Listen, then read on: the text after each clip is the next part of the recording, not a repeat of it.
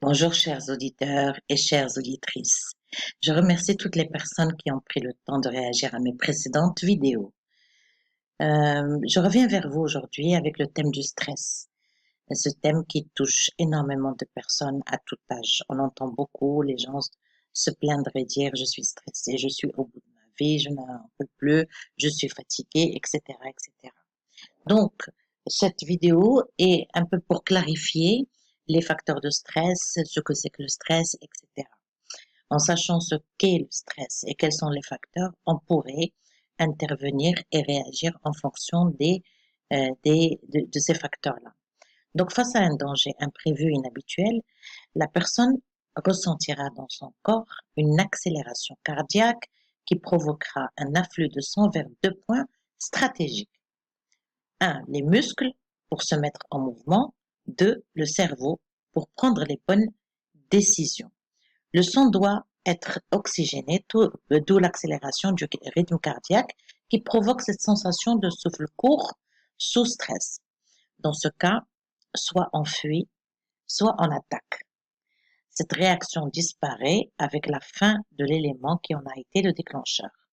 Or, dans le monde professionnel, ou dans le monde moderne plus précisément, d'autres réactions s'imposent face par exemple, à un supérieur qui nous convoque ou à un client mécontent. En résumé, trois types de réactions s'offrent à nous: la fuite, le combat ou l'immobilité. Dans une situation de stress dite chronique, le corps nous prépare non pas à réagir, mais à endurer. Et malheureusement, des conséquences négatives euh, peuvent survenir pour la santé physique ou mentale de la personne. Découvrons ensemble ces facteurs de stress que nous pouvons résumer ou que nous avons pu observer dans un milieu ou dans le milieu professionnel.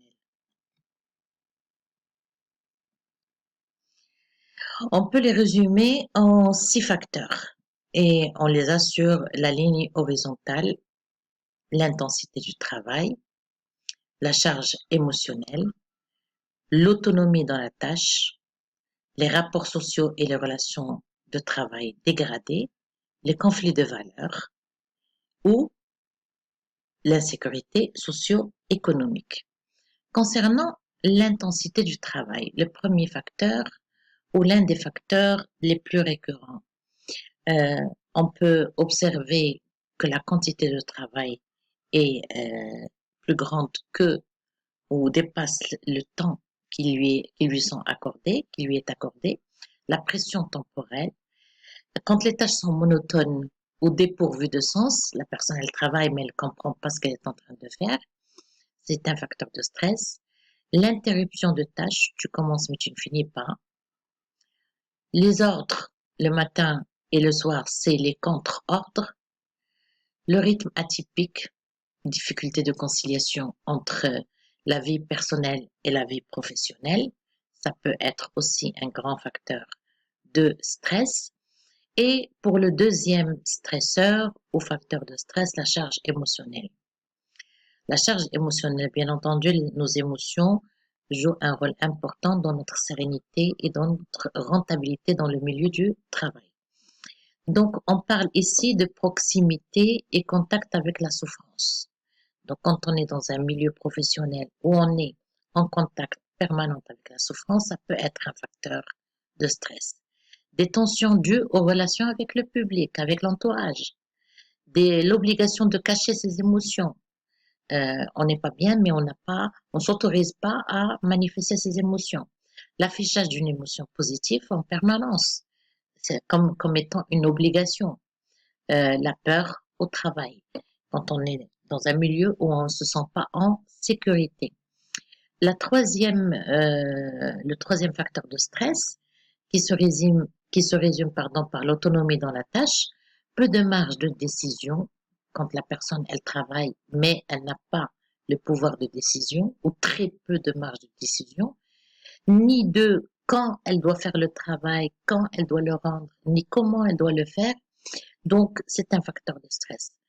Peu d'implication dans les décisions. Très souvent, on entend les gens dire que les décisions sont prises sans qu'on soit consulté et elles sont prises de manière absurde, ça n'a pas de sens, etc. Et sous utilisation des compétences.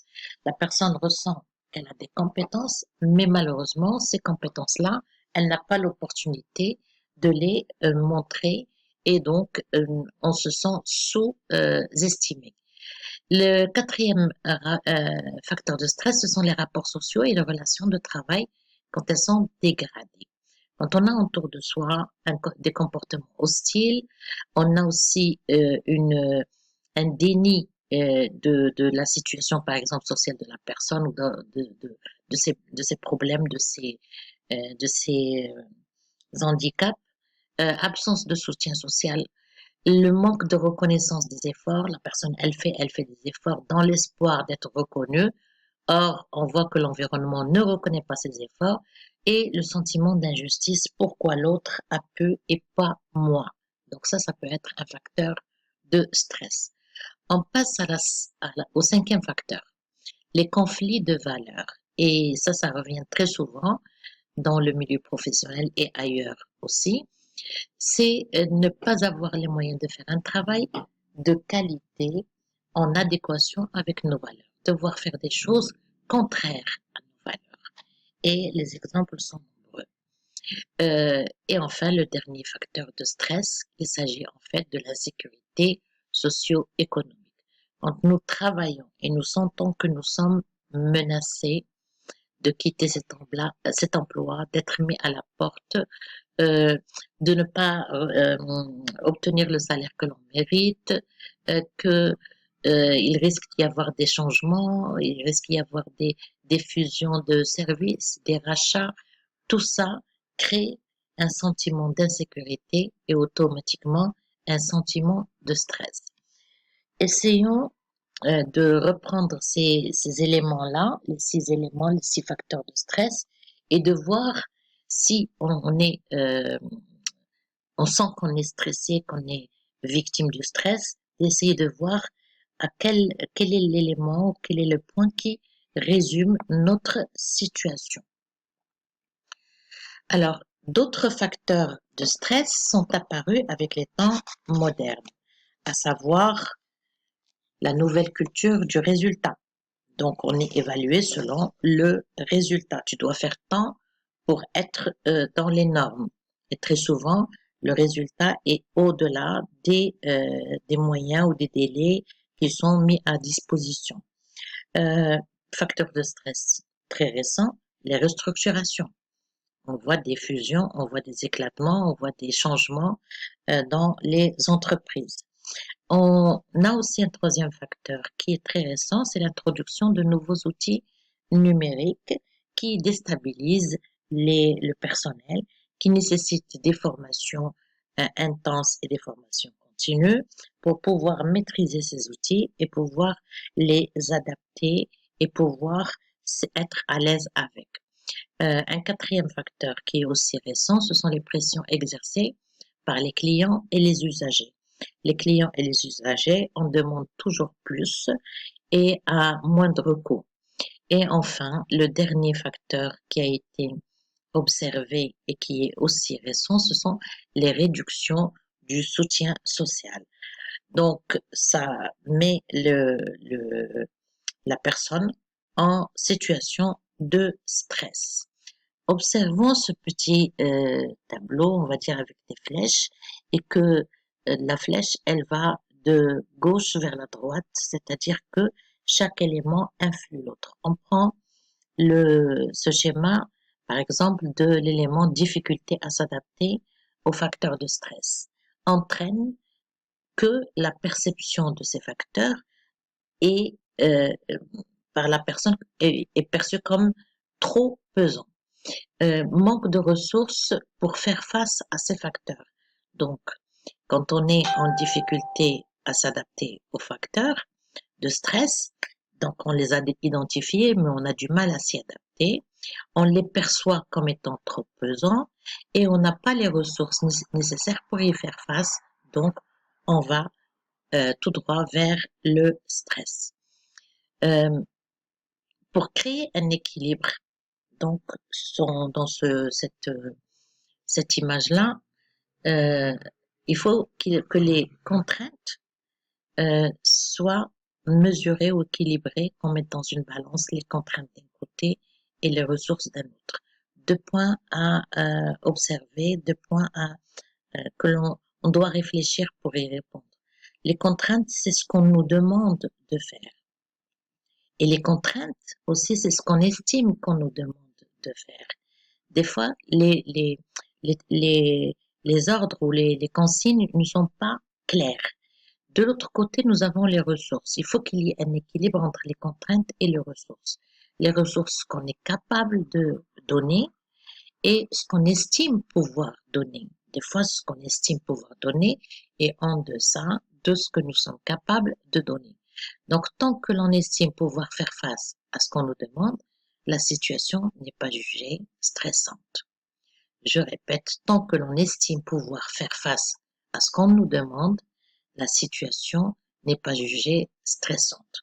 Donc, tout est dans le terme estimer pouvoir faire face à une demande, face à une tâche, face à une consigne. La personne, en reprenant le tableau de tout à l'heure, peut, en répondant par exemple de 1 à 5 aux situations ou aux facteurs de stress qui sont proposés pour chaque groupement de facteurs, peut identifier son niveau de stress. Quand le niveau de stress se manifeste par l'épuisement total, une fatigue intense, c'est le burn-out. Et quand elle se manifeste par l'ennui, on n'a rien, on peut rien faire, on n'a pas de tâche, on s'ennuie dans le travail. Il n'y a pas de motivation, il n'y a rien du tout. Donc c'est le burn-out. Donc, quand on a identifié son niveau de stress et quand on a compris qu'est-ce qui fait que nous sommes stressés, donc nous devons absolument nous prendre en charge, nous prendre en charge pour ne pas sombrer dans la dépression et très souvent les gens qui n'y arrivent plus finissent par la dépression et finissent par changer complètement de travail ou prendre une décision pour se reconvertir dans un autre métier ou dans un autre environnement. Je vous remercie beaucoup de m'avoir écouté et à la prochaine vidéo.